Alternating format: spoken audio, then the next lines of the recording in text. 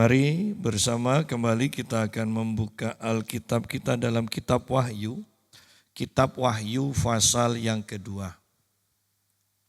Kitab Wahyu pasal yang kedua. Ayat pertama sampai ayat yang ketujuh.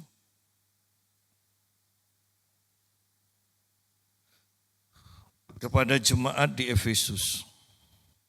Tuliskanlah kepada malaikat jemaat di Efesus. Inilah firman dari Dia yang memegang ketujuh bintang itu di tangan kanannya dan berjalan di antara ketujuh kaki dian emas itu. Aku tahu segala pekerjaanmu, baik jerih payahmu maupun ketekunanmu. Aku tahu bahwa engkau tidak dapat sabar terhadap orang-orang jahat, bahwa engkau telah mencobai mereka yang menyebut dirinya rasul, tetapi yang sebenarnya tidak demikian, bahwa engkau telah mendapati mereka pendusta, dan engkau tetap sabar dan menderita oleh karena namaku, dan engkau tidak mengenal lelah. Namun demikian aku mencela engkau karena engkau telah meninggalkan kasihmu yang semula. Sebab itu, ingatlah betapa dalamnya engkau telah jatuh. Bertobatlah dan lakukanlah lagi apa yang semula engkau lakukan. Jika tidak demikian, aku akan datang kepadamu dan aku akan mengambil kaki dianmu dari tempatnya, jikalau engkau tidak bertobat. Kita berhenti sampai sini dulu. Ini adalah perkataan Tuhan Yesus kepada jemaat di Efesus. Ya, dari ketujuh jemaat, ini adalah jemaat yang pertama di mana Tuhan berbicara untuk akhir zaman. Dan sungguh apa yang Tuhan sampaikan kepada tujuh jemaat itu harus menjadi perhatian kita di akhir zaman ini. Karena inilah yang akan terjadi. Jadi bicara tentang tujuh jemaat, ada penafsir yang menafsirkan ini berbicara tentang keadaan jemaat dari jemaat mula-mula sampai jemaat akhir zaman. Jadi ini berbicara tentang kejadian yang berurutan yang dialami oleh gereja Tuhan. Ya. Tetapi ada juga penafsir yang menafsirkan bahwa tujuh jemaat ini berbicara tentang keadaan jemaat secara bersamaan di seluruh dunia. Ya, jadi ada tujuh macam keadaan jemaat ya dalam setiap zamannya. Tetapi mari kita belajar satu persatu. Di sini kita lihat jemaat di Efesus. Di sini dikatakan kepada jemaat Efesus, inilah firman Tuhan, firman dari Dia yang memegang ketujuh bintang itu di tangan kanannya dan berjalan di antara ketujuh kaki dian emas itu. Bahwa Tuhan berbicara di sini, Dia berjalan di antara ketujuh kaki dian emas. Dikatakan di dalam Wahyu pasal 1 ayat yang ke-20 bahwa ketujuh bintang itu adalah malaikat ketujuh jemaat atau gembala, pemimpin. Dan ketujuh kaki dian itu ialah ketujuh jemaat. Artinya di sini bahwa Tuhan itu selalu ada bersama jemaatnya. Tuhan ada di tengah-tengah jemaatnya, ya. Itu yang Tuhan nyatakan, bahwa aku Tuhan yang selalu ada di tengah-tengahmu. Aku selalu bersama engkau. Nah, karena Tuhan ada di tengah-tengah kita, Dia tahu dikatakan, aku tahu segala pekerjaanmu. Jadi jangan pernah putus asa, jangan pernah kecewa dengan apa yang sudah kita pernah lakukan, tetapi seakan-akan tidak diperhitungkan, seakan-akan dilupakan oleh Tuhan, atau bahkan yang lebih nyata dalam kehidupan kita, kita berpikir sia-sia perbuatan baik kita kepada seseorang, kepada gereja, kok aku ndak dihormati, kok aku ndak diingat ya. Jangan kecewa. Kenapa? Di sini Tuhan mengingatkan, aku tahu segala pekerjaanmu. Jadi semuanya diperhatikan Tuhan. Oleh karena itu Paulus kepada jemaat di Galatia mengatakan jangan jemu-jemu berbuat baik. Ya. Jangan jemu-jemu berbuat baik. Ya. Oleh karena itu mari kita di akhir zaman ini. Mungkin ada kekecewaan yang menyelinap di hati kita. Mungkin ada keputusasaan. Dan berpikir semua yang saya lakukan kok sia-sia ya. Kok saya ngalami ini sekarang ya. Padahal janjinya kan tabur tuai. Nabur yang baik, nuai segala yang baik dan semuanya. Kok saya sepertinya kebalikannya. Yang terpenting saya ingatkan adalah setiap pekerjaan kita Tuhan tahu. Dan itu ada catatannya. Dan hanya masalah waktu ya. Itu akan Tuhan berikan dengan limpah kepada kita. Saya ingatkan kembali bahwa ketika kita menabur, ada yang dituai dengan cepat, kita menanam kecambah, ya kan? Besok langsung nuai. Tetapi kalau nabur duren, ya mungkin kalau yang normal ya, bukan cangkokan, kalau yang normal 10-15 tahun. Ya. Kalau Anda perhatikan di dalam Alkitab, bahwa perempuan-perempuan yang disebutkan mandul, menantikan anak bertahun-tahun, ketika mereka mendapatkan anak, itu menjadi tokoh Alkitab yang luar biasa. Anda perhatikan itu. Perempuan yang disebut mandul biasanya setelah bertahun-tahun bahkan berpuluh-puluh tahun mereka melahirkan anak dan anak itu adalah anak yang luar biasa yang dipakai Tuhan. Ya, kebalikan dari pikiran ilmiah. Kalau sudah puluhan tahun tidak punya anak, kalau punya anak dipaksakan bisa cacat. Atau karena puluhan tahun berarti sudah tua, berarti anaknya tidak sehat. Ya. Tetapi ternyata Alkitab katakan rancanganmu bukanlah rancanganku. Jalanmu bukanlah jalanku. Oleh karena itu jangan pernah putus asa. Semakin lama kita belum menuai apa yang kita tabur, berarti itu adalah taburan yang sangat besar, di mana tuaiannya akan sangat besar juga.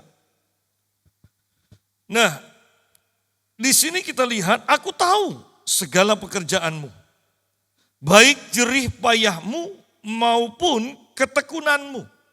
Jerih payah berarti ini dengan sekuat tenaga, habis-habisan, ya, sudah capek, tetapi tidak mau berhenti. Karena di sini dikatakan jerih payah dan ketekunanmu. Ya, ini sama dengan pelari maraton. Lari terus sudah capek, tetapi terus lari, sampai akhirnya finish. Ya. Dan untuk melakukan hal-hal yang terus menerus, tetapi sepertinya tidak nyampe-nyampe, ya, itu butuh latihan. Itu butuh latihan. Ketika sudah lomba, ketika sudah waktunya dipraktekkan, itu butuh ketekunan lagi. Tidak mudah. Oleh karena itu saya mau tekankan, kekristenan yang benar itu bukan untuk penakut, bukan untuk orang lemah. Kekristenan yang benar diperuntukkan bagi orang yang kuat. Ya. Kuat menderita, ya kan? Kuat dipermalukan. Jadi ini untuk orang yang kuat. Oleh karena itu di sini dikatakan baik jerih payahmu dan ketekunanmu. Apakah kita sudah sampai dalam pengiringan kita kepada Tuhan kepada kata ini, jerih payah. Jerih payah. Apakah kita sudah bertekun? Ingat kata bertekun berarti walaupun sudah tidak ada tenaga, walaupun jenuh, dia tetap melakukannya. Apakah kita sudah sampai bertekun? Bahkan secara sederhana ketika kita beribadah, apakah kita sudah berjerih payah? Ketika kita memberikan persembahan, apakah kita sudah sampai dalam taraf berjerih payah? Ketika kita berdoa, apakah kita sudah sampai dalam taraf berjerih payah? Seringkali kita hanya beribadah, melakukan sesuatu untuk Tuhan, hanya seadanya kalau sempat juga. Ya. Kalau tidak sempat, Tuhan baik, Tuhan mengerti. Ini kasih karunia yang murahan. Kalau kita berpendapat seperti itu, seharusnya kalau kita berpikir, seharusnya kalau kita hanya mengatakan kalau sempat ya saya beribadah, kalau enggak ya Tuhan ngerti. Kalau itu prinsip kita, saya mau tekankan, seharusnya Tuhan tidak perlu mati. Terlalu mahal harganya. Kalau Tuhan sampai berjerih payah juga untuk sampai ke kayu salib dan mati di atas kayu salib. Seharusnya bahkan saya mau tekankan, Yesus mati di Taman Getsemani. Kenapa saya katakan Yesus harus mati di Taman Getsemani?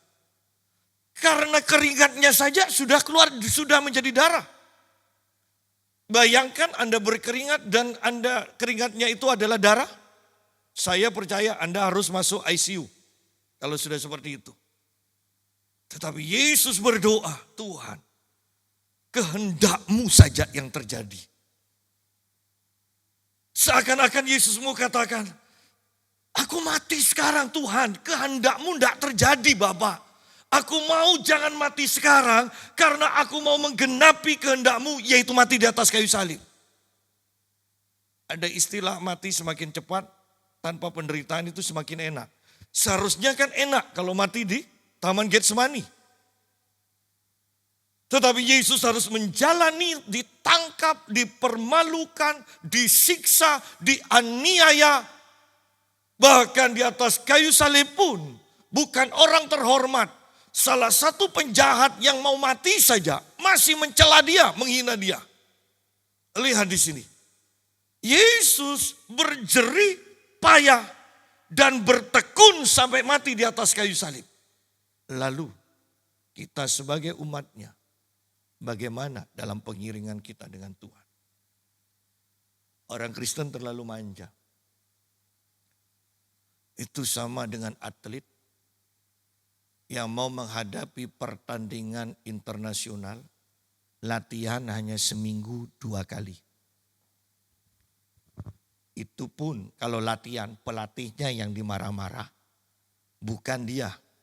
Ya, Anda bisa tangkap, Anda akan mengatakan, ya tidak mungkin lah, ya lucu lah kalau seperti ini. Tapi itulah yang terjadi kepada gereja.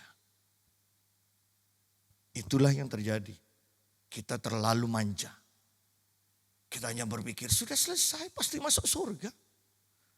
Sungguh-sungguhkah kita akan masuk surga? Karena Yakobus mengingatkan, bukan hanya perasaan, bukan hanya perkataan. Tunjukkan imanmu melalui perbuatan. Anda percaya bahwa doa itu besar kuasanya? Tunjukkan dengan berdoa. Kalau engkau belum berdoa, berarti engkau tidak percaya bahwa doa itu besar kuasanya. Sungguh-sungguhkah ibadah itu penting?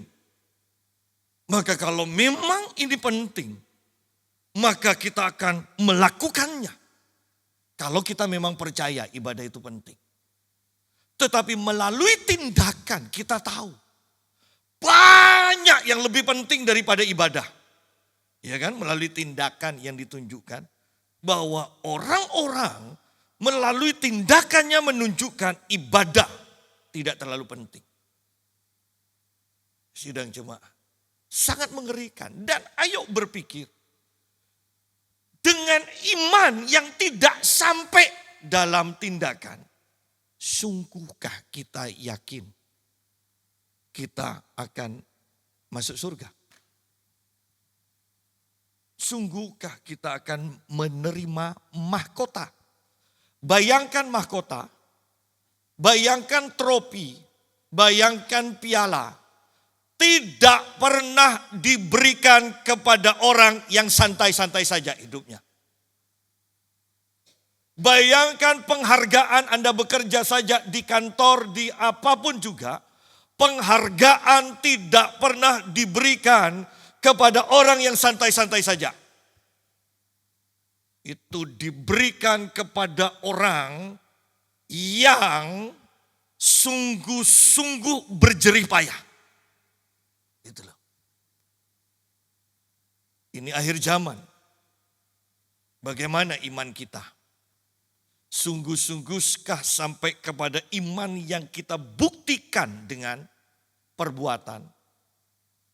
Atau hanya sekedar iman, perkataan, dan perasaan saja?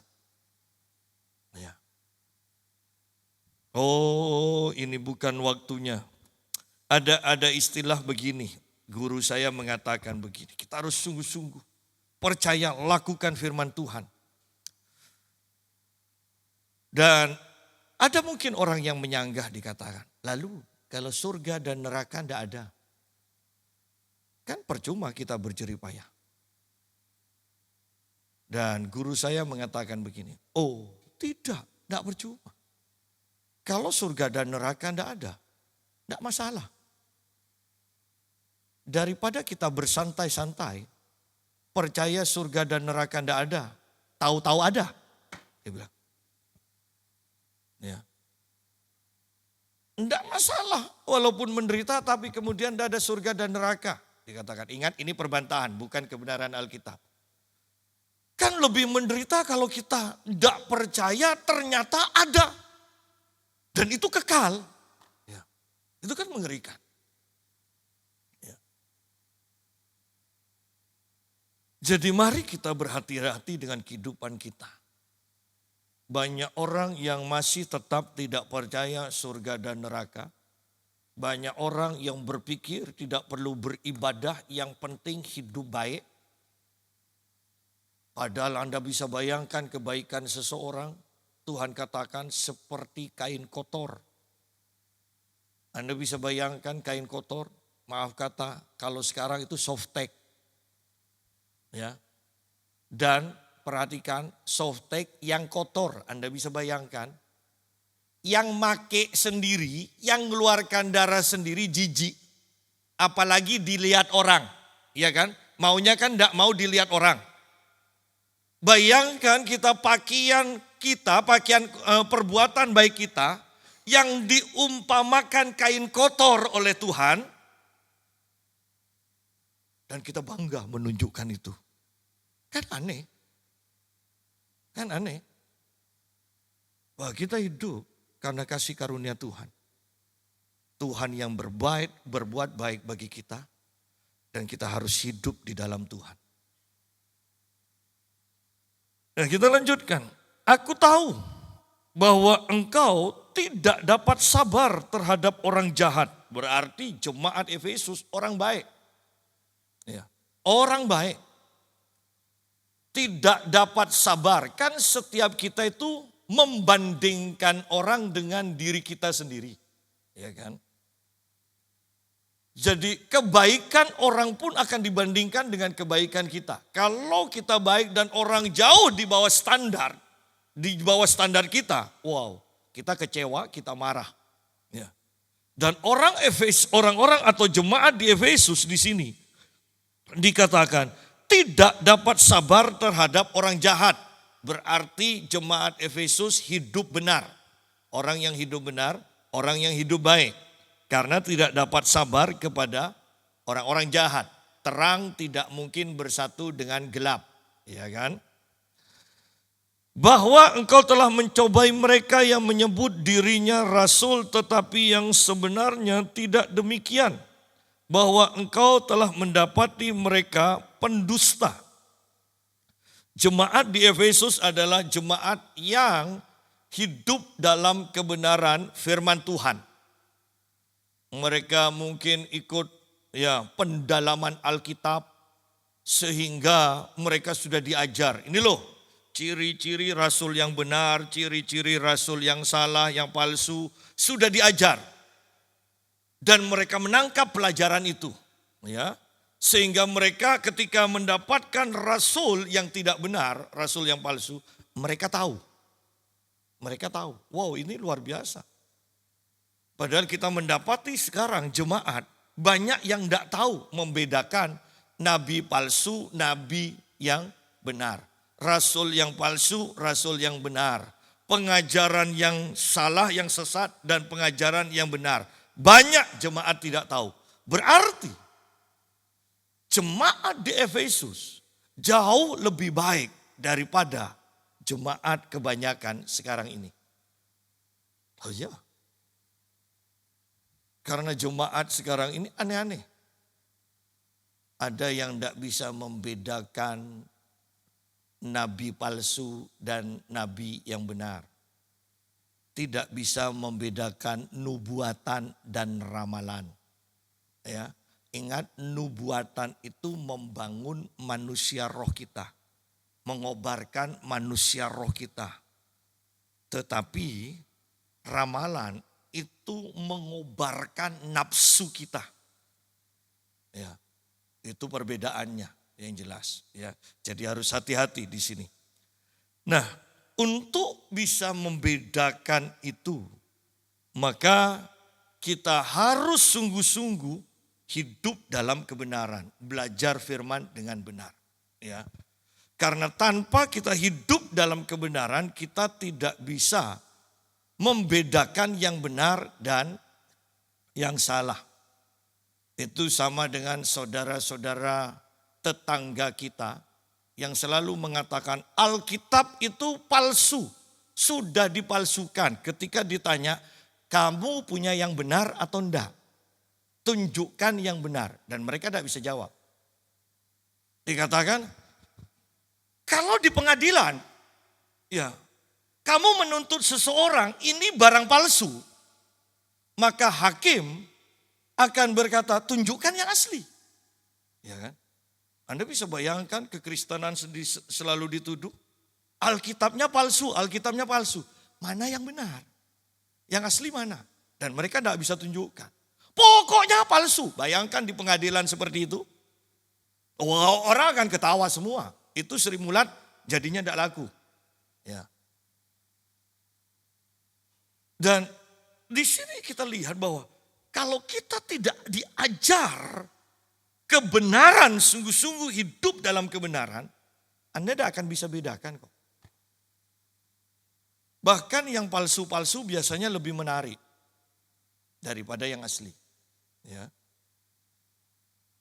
Jadi kita sungguh harus mengkoreksi kehidupan iman kita bandingkan dengan jemaat di Efesus. Ayat yang ketiga, dan engkau tetap sabar dan menderita oleh karena namaku, dan engkau tidak mengenal lelah. Bayangkan di sini, bandingkan juga kita dengan jemaat di Efesus, sabar dan menderita oleh karena nama Tuhan. Sudahkah kita sampai dalam taraf ini? Sabar dan menderita karena kesalahan kita saja. Seringkali kita ngomel-ngomel. Ya. Menghadapi penderitaan untuk sabar, bukan untuk Tuhan aja sukar. Apalagi yang untuk Tuhan. Ya. Artinya kita tidak berkepentingan loh. Ini untuk Tuhan. Kok kita yang menderita? Kan tidak mudah. Orang ini karena salah saya menderita saja. Ngomel-ngomel. Apalagi kita tidak berkepentingan. Ini untuk Tuhan, kita yang menderita. Ya. Sudahkah kita sampai dalam taraf iman yang seperti itu? Ya. Betapa seringnya kita kecewa. Saya mau tekankan begini, kembali saya ingatkan. Orang kecewa tidak akan masuk surga. Kenapa? Orang kecewa selalu merasa dirinya benar. Orang lain salah, keadaan salah, Tuhan salah, aku benar. Makanya kecewa. Dan orang yang merasa benar dan tidak mengaku salah, tidak diampuni dosanya kan. Padahal ini kan dosa yang paling diremehkan kan, kecewa. Kenapa tidak ke gereja? Tidak, pendetanya aja kalah jauh sama saya lebih baik daripada pendetanya. Omongan apa itu? Kecewa. Omongan apa itu? Sombong. Orang ini tidak akan pernah sadar bahwa dia orang berdosa dan minta ampun dan mendapatkan pengampunan dari Tuhan. Hati-hati dengan kecewa. Hati-hati dengan kecewa. Saya menekankan akhir-akhir ini, saya berbicara dengan istri saya, dengan banyak orang. Banyak orang, bahkan sampai dalam taraf, itu tidak ketika mereka hanya merasa, oh iya saya salah. Tapi ganti ruginya bagaimana? Ya. Ganti ruginya bagaimana? Bagaimana kalau Anda berhutang kemudian mengatakan saya salah, sudah ya lupakan. Kan tidak bisa. Ya. Beberapa orang berkata dan tanya kepada saya tentang warisan. Sekarang saya ahli konsultasi. Warisan, sudahlah saya katakan kalau soal warisan, ingat tidak usah rebutan. Syukur kalau adil pembagiannya. Kalau tidak adil lebih baik kita yang dirugikan daripada kita yang merugikan. Ya. Karena hukum dari warisan adalah ketika engkau merugikan saudaramu atau keluarga yang lain, kutuk tetap ada di dalam dirimu. Dan itu akan diturunkan terus menerus.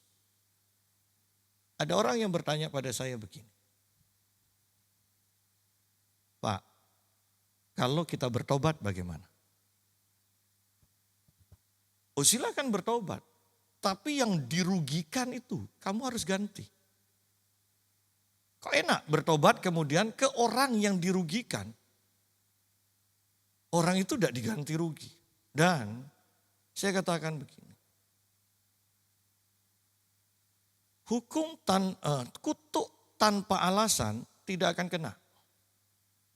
Ketika orang yang dirugikan itu mengatakan, saya tidak rela, terkutuklah yang mengambil bagian saya. Bukankah itu adalah kutukan yang ada alasannya? Dan itu pasti kena. Betapa kasihannya ketika kita itu tanpa kita sadar, kita melakukan hal yang demikian dan anak keturunan kita terus menerus hidup dalam kutuk. Dan banyak orang Kristen kemudian kata, padahal sudah hidup benar loh. Padahal sudah sungguh-sungguh dengan Tuhan loh. Kok masih mengalami seperti ini? Ini loh kuasa dari kutuk. Yang tidak pernah atau jarang diajarkan di banyak gereja. Kok saya ngalami ini Pak? Kok saya ngalami ini Pak? Ya. Karena kutuk. Ada orang-orang yang ke Gunung Kawi. Dan saya selalu kata, loh ada apa kalian itu ke Gunung Kawi? Juru kuncinya pewaris terakhirnya, pewaris sahnya terakhir itu bertobat kok, saya yang doakan. Saya yang layani pelepasan. Dia juru kuncinya, pewaris terakhir yang sah loh ya menurut darah. Itu sampai tidak punya apa-apa, sampai ngutang-ngutang loh. Puji Tuhan setelah didoakan dia diterima di sebuah gereja, dia jadi pengerja, bersih-bersih di gereja dan kemudian sambil bekerja dan ekonominya mulai diperbaiki. Sidang jemaat. Banyak orang yang tidak mengetahui dampak perbuatannya untuk dirinya dan untuk keturunannya. Ya.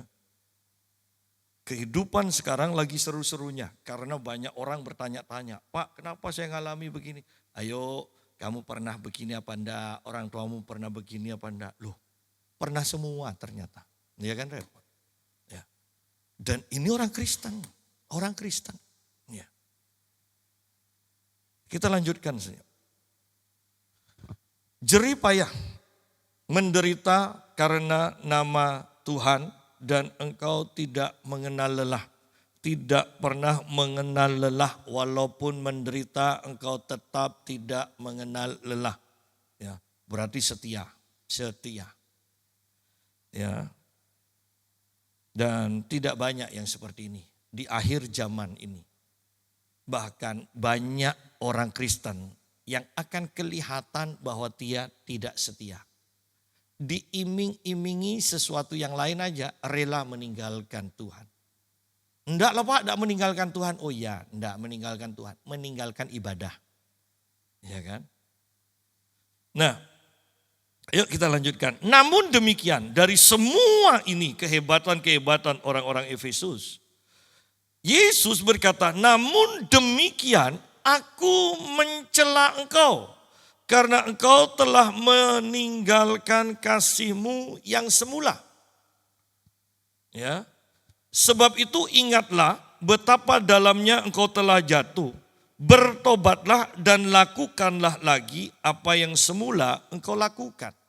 Jadi semua yang benar, menderita bagi Tuhan, bekerja untuk Tuhan, belajar firman Tuhan sehingga tahu membedakan rasul yang palsu, rasul yang benar.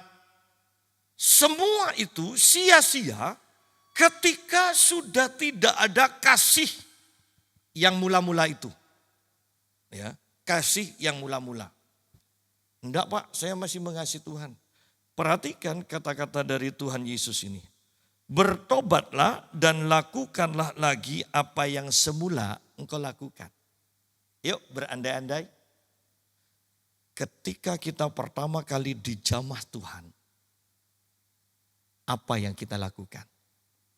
Nah, ketika kita pertama kali dijamah Tuhan lahir baru, apa yang kita lakukan?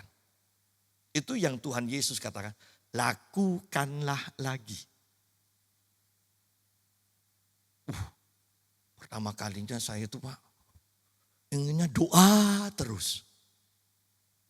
Sekarang kalau ada undangan doa, maunya alasan terus. Ya kan? Oh berarti Tuhan katakan, lakukanlah lagi. Dulu Pak, gereja belum buka, saya sudah ada di halaman gereja Pak. Nunggu pintu dibuka. Sekarang, oh masih pujian, belum firman. Dan Tuhan Yesus katakan, yang dahulu kamu lakukan, lakukan lagi. Dulu Pak bangun pagi, Alkitab dari berapa versi Pak? Saya baca Pak. Perjanjian terjemahan baru, terjemahan lama, King James. Walaupun tidak tahu bahasa Inggris Pak, pokoknya ada Alkitabnya. Ya kan? Sekarang perjanjian baru masih dibersihkan Pak kalau baca. Ya. Dan Yesus katakan, yang dahulu kamu lakukan, lakukan lagi. Dulu kamu dengan kasih, sekarang kamu melakukannya karena liturgi. Bukan karena kasih lagi. Bahwa gairah akan Tuhan itu penting sekali. Penyanyi saja kalau dilatih oleh penyanyi vokal kan lagunya bisa sama kan? Tetapi pelatih bisa tahu, kamu kurang menjiwai. Bahkan penyanyi, kalau kita kan pokoknya pakai bahasa Inggris. Ya kan? Puji Tuhan kalau ngerti artinya, banyak yang enggak ngerti juga. Tetapi penyanyi yang sebenarnya itu akan bertanya, latar belakangnya lagu ini diciptakan itu apa? Alami apa? Supaya bisa menjiwai. Ya. Nah demikian pula ketika kita beribadah. Latar belakangnya kenapa kita beribadah. Kenapa kita bisa beribadah. Itu karena kasih Tuhan yang dinyatakan di atas kayu salib itu loh. Dan kalau sudah seperti itu, wah betapa luar biasanya pengorbanan yang Tuhan berikan. Anda akan beribadah dengan gairah yang luar biasa. Itu yang disebut kasih mula-mula. Kita bisa melakukan liturgi ibadah. Iya. Tetapi seperti pelatih nyanyi vokal yang berpengalaman, dia akan tahu. Iya, bagus, tapi tidak ada jiwanya. Tidak ada jiwanya. Demikian pula ibadah. Anda ibadah, Anda melakukan kegiatan-kegiatan ibadah. Anda melakukan amal bahkan, ya kan? Kalau gereja sekarang kan bakti sosial. Kalau orang Islam kan amal, itu sama aja. Tetapi yang saya mau katakan, itu baik. Tetapi adakah jiwanya? Adakah kasih di dalamnya? Kan orang bisa melakukan kegiatan yang sama dengan motivasi yang berbeda kan? Kalau motivasinya bukan kasih, ya salah. Dan Tuhan tidak berkenan. Oleh karena itu dikatakan untuk kembali kepada kasih mula-mula gampang. Bandingkan apa yang kau lakukan pertama kali kau diselamatkan, engkau lahir baru, dan apa yang kau lakukan sekarang. Ya. Kurang dari yang awal, berarti kita sudah meninggalkan kasih mula-mula. Bahkan kalau mau jujur sebenarnya, setiap orang akan mulai berkurang. Kesadaran kita dan seruan kita kepada Tuhan itu penting. Ketika kita sadar, kenapa ya doa kok tidak semangat seperti dulu. Berseru, Tuhan tolong Tuhan. Aku ngalami ini, aku ingin seperti dulu. Tapi kok seperti ini, tolong Tuhan. Nah di sanalah Tuhan senang pada kita. Kita mengakui kelemahan kita dan Tuhan akan turut campur. Banyak orang Kristen tidak sadar bahwa mereka sudah meninggalkan kasih mula-mula. Kenapa? Karena mereka masih ke gereja. Pertanyaannya ketika ke gereja, adakah gairah? Karena ingin ketemu Tuhan. Ketika Anda masih manten baru, Anda kerja pun. Iya kan? Kan inginnya walaupun kerja, pikiran ini ingin cepat pulang. Itu loh. Itu kasih mula-mula. Ya. Ketika sudah 5 tahun menikah, ada aja alasan. Pak kok belum datang? Ya meeting. Ya, iya kalau meeting sungguhan. Bahkan datangnya pun ke rumah sudah tidak ada gairah. Ya. Yang repot lagi kalau sudah tidak ada gairah, ada kesalahan sedikit aja marah. Ya. Biasanya istrinya menyediakan teh hangat pulang dari kantor. Ini tidak disediakan. Kenapa? 3 anak kembarnya rewel. Ya kan? Ya. Iya, saya punya kenalan jemaat di Banyuwangi itu punya anak kembar 3. Itu enak. 1 kali melahirkan sudah setopak dia bilang. Ya enak itu. Ya. Yang repot sakit 1, sakit semua. Ya. Nah, sibuk. Ya. Tapi lihat di sini bahwa ketika si suami sudah meninggalkan kasih mula-mula, kesalahan sedikit jadi masalah besar. Anda ingat ketika masih awal-awal dengan kasih mula-mula ke gereja? Banyak loh kesalahan, bahkan mungkin Anda tidak disambut dengan baik. Anda kan ada apa-apa, pokoknya ketemu Tuhan. Ya, sekarang sudah jadi orang Kristen yang berpengalaman. Ya, mau nyapa aja kemudian orang yang mau kita sapa itu nginjek ada kerikil ya, mungkin betul kan kakinya. Kalau sombong, sudah tidak mau ke gereja itu lagi. Apa penatuannya sombong. Hanya masalah kerikil, tidak disauti aja sapaannya, sudah ngambek. Kenapa? Karena kasih mula-mulanya sudah lenyap. Itu loh. Kasih mula-mulanya lenyap. Sebab itu ingatlah betapa dalamnya engkau telah jatuh. Wow. Bagi Tuhan, betapa dalamnya engkau telah jatuh. Bagi kita kan, yang penting masih ke gereja kan. Apalagi yang seminggu 2 kali, 3 kali kan. Masih aman-aman saja. Tapi kalau ke gereja tanpa gairah, tanpa kasih mula-mula, Yesus katakan betapa dalamnya engkau telah jatuh. Padahal kita berpikir orang yang jatuh terlalu dalam karena korupsi, berzinah, ya kan? Apalagi Anda bisa menyebutkan banyak hal, ya, fitnah. Tetapi bagi Tuhan bahkan ibadah. Ingat loh, ini orang benar. Ngumpul sama orang jahat tidak betah. Ada rasul palsu sudah tahu. Berarti ini kumpulan yang luar biasa. Tapi ketika mereka beribadah, mereka tidak ada gairah. Tidak ada kasih mula-mula. Dan Tuhan Yesus kata, betapa dalamnya engkau telah jatuh. Berandai-andai pacaran, orang pacaran, atau suami istri, ada di dekatnya, berandai-andai ya, pasangannya itu bisa tahu pikiran dari orang sebelahnya ini, pacarnya atau suaminya atau istrinya. Tahu, ada di dekatnya tapi mikirkan orang lain. Anda bisa bayangkan? Kecewa pasti. Nah, bukankah kita ini dengan Tuhan seperti itu? Kita datang ke gereja, beribadah, ada di dekat Tuhan.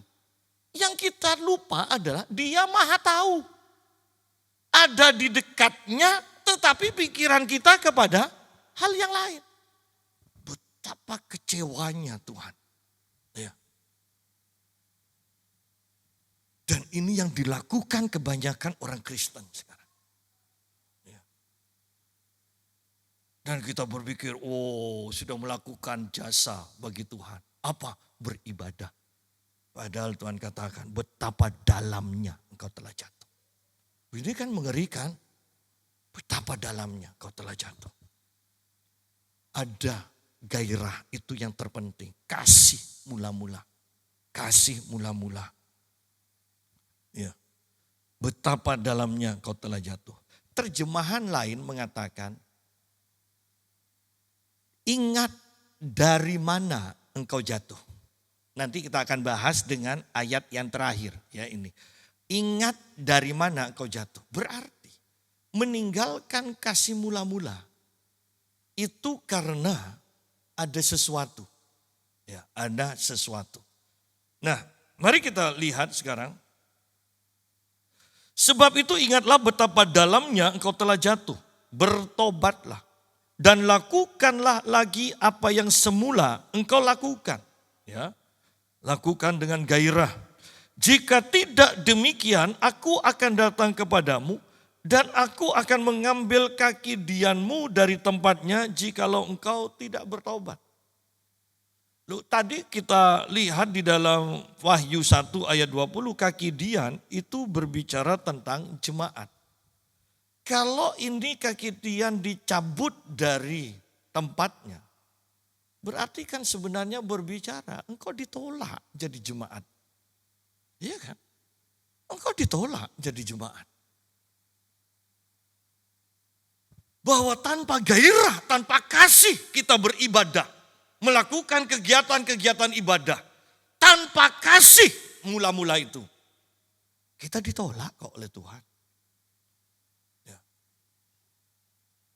Hati-hati. Jangan sampai apa yang kita lakukan ternyata kemudian sia-sia. Segala sesuatu yang kita lakukan tanpa kasih, pada akhirnya kita akan tahu sia-sia ternyata, tidak menghasilkan. Yang menghasilkan ketika kita lakukan dengan kasih kepada Tuhan.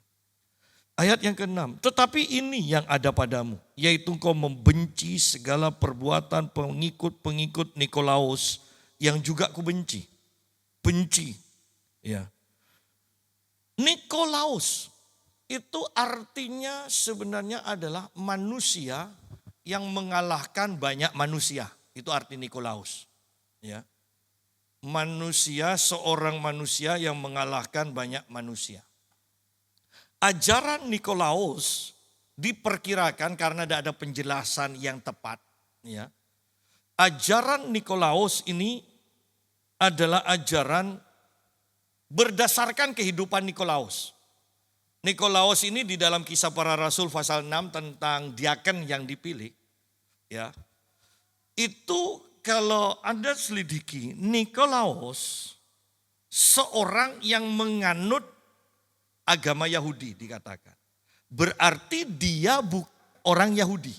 Namanya aja Nikolaus, ya kan? Bukan orang Yahudi yang kemudian bertobat dan menganut agama Yahudi.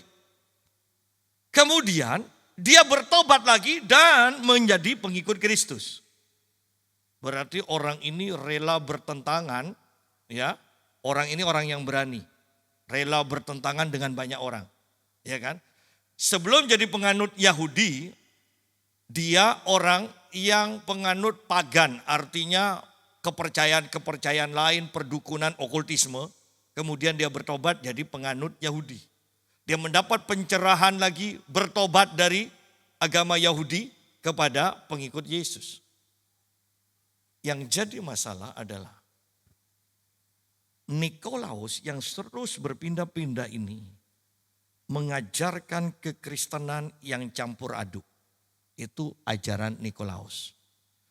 Jadi Nikolaus juga kompromi dengan okultisme. Nikolaus juga kompromi dengan adat-adat Yahudi. Jadinya tidak jelas sudah campuran kekristenannya. Ini yang Yesus tidak mau. Ya. Tidak boleh ada percampuran. Kalau Yesus, ya sudah Yesus. Ya. Sehingga Anda lihat Yesus benci dikatakan kepada ajaran Nikolaus ini. Padahal banyak orang Kristen walaupun kelihatannya berapi-api, dukun tetap aja.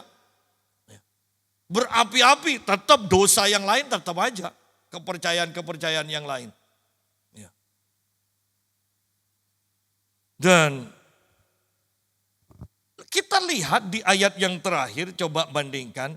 Siapa bertelinga hendaklah ia mendengarkan apa yang dikatakan Roh kepada jemaat-jemaat.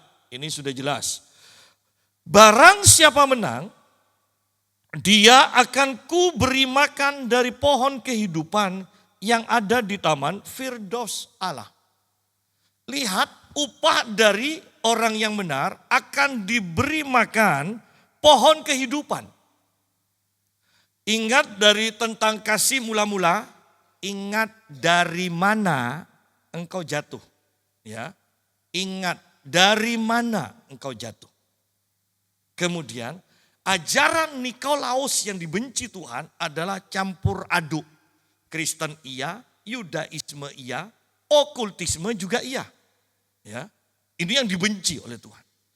Nah, Anda ingat tentang pohon kehidupan itu di Taman Eden. Adam diperintahkan oleh Allah, kamu boleh makan semua pohon ini. Hanya satu. Pohon pengetahuan baik dan jahat jangan kamu makan. Dan secara khusus ada perbandingan. Ada dua pohon. Pohon kehidupan dan pohon pengetahuan yang baik dan yang jahat. Tuhan tidak larang Adam untuk makan pohon kehidupan. Tuhan hanya larang Adam jangan makan pohon pengetahuan yang baik dan yang jahat. Sayangnya Adam dan Hawa memilih untuk memakan pohon pengetahuan baik dan yang jahat. Pilihannya salah. Pilihannya salah. Dan Yesus di sini juga mengatakan, aku akan berikan pohon kehidupan. Tetapi Yesus juga berkata, aku benci pengajaran Nikolaus yang mencampur adukkan semuanya itu. Ingat dari mana engkau jatuh. Tuhan katakan, Alkitab katakan, perjanjian baru mengatakan, kasihilah Tuhan dengan segenap hatimu, segenap jiwamu, segenap akal budimu, segenap kekuatanmu. Berarti tidak ada sedikit pun bagian untuk mengasihi hal yang lain. Karena kata segenap itu seluruhnya untuk Tuhan. Sehingga tidak ada hal yang lain sekecil apapun yang bisa kita kasihi. Kenapa? Karena seluruh hati kita, seluruh pikiran kita sudah untuk Tuhan. Ingat dari mana engkau jatuh? Ketika segenap ini dikurangi sedikit, ya, mulai dikurangi sedikit untuk mengasihi yang lain, inilah awal kejatuhan kita. Ya. Sibuk, seringkali kita kompromi dengan sibuk dan mengorbankan waktu keintiman kita dengan Tuhan. Sedikit Pak, toh saya tidak ngurangi. Ya. Atau toh dari 4 kali ibadah kan hanya satu yang saya kurangi. Tapi dari kan itu sudah tidak segenap lagi kan. Ya, secara ingat bukan soal ibadahnya, tetapi saya berbicara tentang hati supaya lebih mudah. Ini contohnya. Kan sudah tidak segenap lagi sekarang. Dan Tuhan Yesus katakan, ingat dari mana kau jatuh. Ketika kau mengurangi sedikit dari segenap ini loh. Itu awal kejatuhan kita. Ya. Ketika kita sudah tidak melakukan kehendak Tuhan. Ketika kita mencampur adukan. Nikolaus mencampur adukan. Berarti tidak bisa segenap hati. Tidak bisa segenap hati.